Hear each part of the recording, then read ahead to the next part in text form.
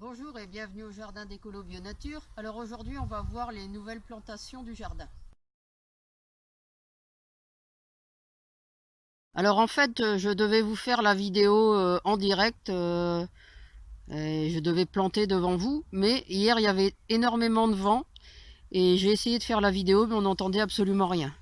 Donc j'ai fait mes plantations puisque c'était des arbres à racines nues pour la plupart et il fallait absolument les planter à réception. Donc je ne pouvais pas attendre et aujourd'hui il était annoncé de la pluie. Donc il fallait absolument que je les fasse hier. Donc j'ai dit tant pis, je les ai fait quand même. Et puis je vous fais la vidéo aujourd'hui et je vais vous expliquer un peu ce que j'ai fait. Alors il y a deux pommiers.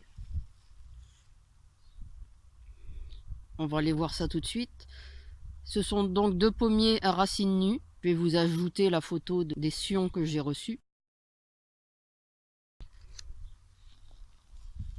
Alors il y avait tout d'abord un pommier Happy étoilé. Alors le pommier Happy étoilé a une particularité, c'est qu'il a sa pomme en forme d'étoile. Et c'est de là que vient la comptine pomme de Reinette et pomme d'Happy. Alors là vous avez derrière un pommier Reinette de Flandre. Donc je trouve amusant de mettre à proximité le pommier Happy pour pouvoir suivre la comptine pomme de Reinette et pomme d'Happy. Alors c'est une pomme au couteau qu'on peut aussi bien cuire et puis utiliser dans la pâtisserie. C'est une pomme bonne à tout en fait. Et c'est un arbre de vigueur moyenne, donc il ne sera pas plus grand que celui-ci. Hein, c'est aussi une variété greffée sur M106. Donc ça devient pas trop grand et ça a besoin de soleil. Alors la pomme, donc je vous ai dit, c'est une pomme un peu aplatie en forme d'étoile et elle a une couleur jaune et rose. La chair est blanche, ferme et rafraîchissante. Et c'est une pomme de conservation. Hein. Elle peut se conserver jusque janvier, voire même jusque mai. Alors comme vous voyez, c'est un petit sion.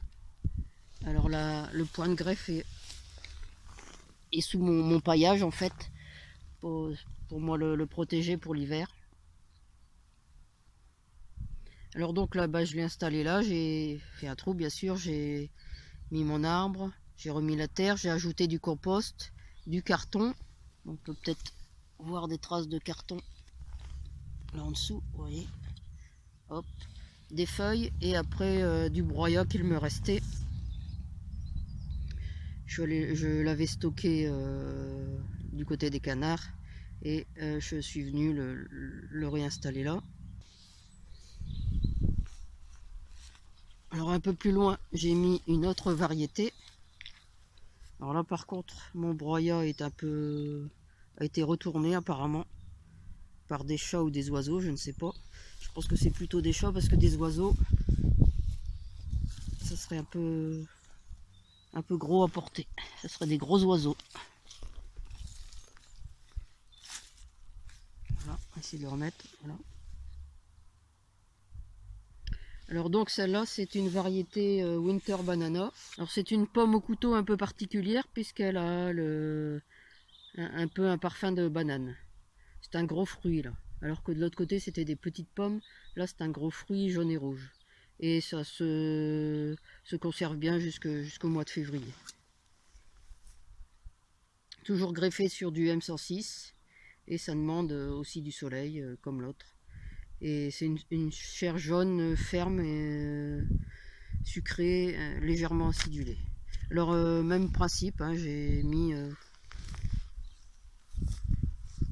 du carton, du compost avant, du carton et puis un peu de broyat. Je rajouterai par-dessus de la tonte de pelouse dès que je pourrai tondre. Alors pourquoi est-ce que je continue de remettre des fruitiers? Bon, j'ai de moins en moins de place, hein, ça devient un peu compliqué là d'en mettre. Mais je vous ai déjà parlé dans un article. Si je retrouve le lien de cet article, je vous le mettrai en dessous dans la description. Je vous encourage à aller le voir, où je comparais la plantation des arbres fruitiers avec les investissements financiers. Alors on continue. là c'est un acajou de Chine. Alors il y en avait déjà un, je sais pas si vous vous souvenez. On va séparer quand même les deux tiges là, elles sont emmêlées. Et en fait il était mort cet été, donc comme il était mort, il y avait une garantie de reprise. Et comme il n'avait pas repris du tout, d'ailleurs, il n'a jamais repris. Pourtant, je l'avais arrosé. Vous voyez, il y a encore les bâtons. Là, c'est parce que j'avais mis de chaque côté un cajot pour le protéger du soleil. Et il n'avait pas du tout repris. Il y avait eu un tout petit bourgeon dans le haut et le bourgeon avait grillé assez rapidement. Donc, j'en ai racheté un autre. J'ai eu un avoir pour la plante. Bon, les prix entre temps avaient augmenté et puis j'ai quand même eu les frais de port. Mais bon, à 10 € de frais de port, c'est élevé, mais bon, j'ai déjà pas dû racheter l'arbre. Enfin, j'ai dû rajouter un peu parce qu'ils étaient un peu plus chers maintenant. Donc celui-là déjà est plus beau puisque l'autre n'avait pas du tout de feuilles quand je l'ai eu. Il y avait juste un petit bourgeon. Et donc il était déjà pas bien vaillant quand je l'avais reçu. Donc là même principe, hein, je l'ai mis, j'ai mis du compost.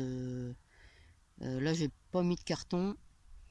Il me restait des morceaux de cajot, j'ai mis à la place du carton. Et puis des feuilles et du broyat. Donc j'espère que cette fois-ci il va bien pousser. Alors c'est un acajou de Chine de la variété Flamingo. Donc lui, il a une rusticité de -12, -15, donc ça devrait passer. Et alors celui-là, il a l'avantage de changer de couleur au fil des saisons. Il est rose au printemps, il vire un peu sur le crème, après il passe au vert brillant pendant l'été, et après son feuillage termine à l'automne par une couleur jaune orangé un peu. Et au printemps, il fait de très belles fleurs sous forme de grappes blanches et assez odorantes aussi. Alors en Chine, on appelle ça un arbre légume parce qu'on peut manger les jeunes feuilles. Alors on les mange soit avec du riz, des nouilles ou même crues en salade. Donc c'est pour ça que j'ai pris cet arbre. Et alors les feuilles plus âgées, on peut faire du thé avec. Et on va passer à la dernière plantation.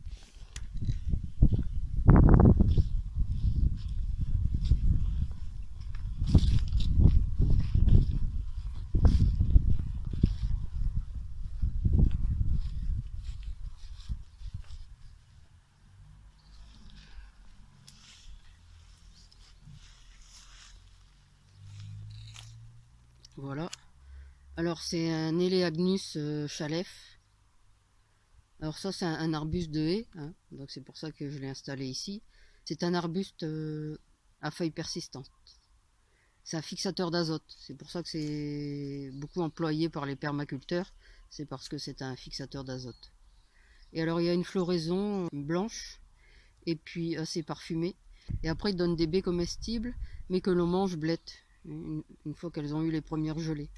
Alors il ne va pas dépasser 1,50 m et il supporte -15 degrés. Donc c'est parfait pour ici. Alors bien sûr, hein, là j'ai encore laissé les sapins. Mais je vais les enlever hein, pour pouvoir le laisser pousser. C'est lui qui va venir remplacer les sapins. Là j'ai juste dégagé quelques petites branches pour pouvoir le planter. Mais cet hiver je vais dégager autour. Alors comme vous avez vu sur la vidéo, puisqu'on parle d'hiver, c'est que j'étais en blouson d'hiver. Et parce qu'il fait à peu près 12 degrés ce matin. Alors qu'hier, si j'avais pu faire ma vidéo hier quand il y avait du vent là, j'étais en t-shirt. Il faisait une bonne vingtaine de degrés. Donc ça fait une grosse différence comme ça d'un jour à l'autre. Et je crois que maintenant on arrive dans les températures hivernales. Donc au jardin, ce que je vais faire, je vais commencer à protéger tout ce qu'il y a à protéger. Tout ce qui est de l'autre côté, hein, on va pas y aller là parce que ça prendrait trop de temps de faire le tour. Mais j'ai commencé à protéger les bananiers notamment. Et puis tous les jeunes arbres. Et donc ici, comme vous voyez, j'ai mis simplement du broyat. Et puis j'ai rajouté un peu de tonte de pelouse et peut-être si si je vois que ça se tasse beaucoup, je rajouterai de la paille par-dessus. Hein, ça servira de protection pour l'hiver, parce que même si c'est des arbres rustiques, eh bien la première année, comme ils viennent d'être plantés, ils sont plus fragiles. Et donc il faut toujours les protéger et protéger le point de greffe. Voilà, c'est tout pour cette vidéo. Alors comme d'habitude, hein, vous avez le Tipeee, vous avez le blog, vous pouvez mettre des pouces bleus, et puis vous pouvez aussi vous abonner à la chaîne en cliquant sur le bouton rouge, et puis n'oubliez pas aussi de cliquer sur la petite cloche pour vous permettre de recevoir une notification quand je mets en ligne une nouvelle vidéo ou bien quand je fais un direct. Voilà, c'est tout pour aujourd'hui. Alors, vous pouvez aussi retrouver de nombreux conseils et astuces sur le jardinage bio et la permaculture dans mes livres, dont vous trouverez la liste ci-dessous. À bientôt!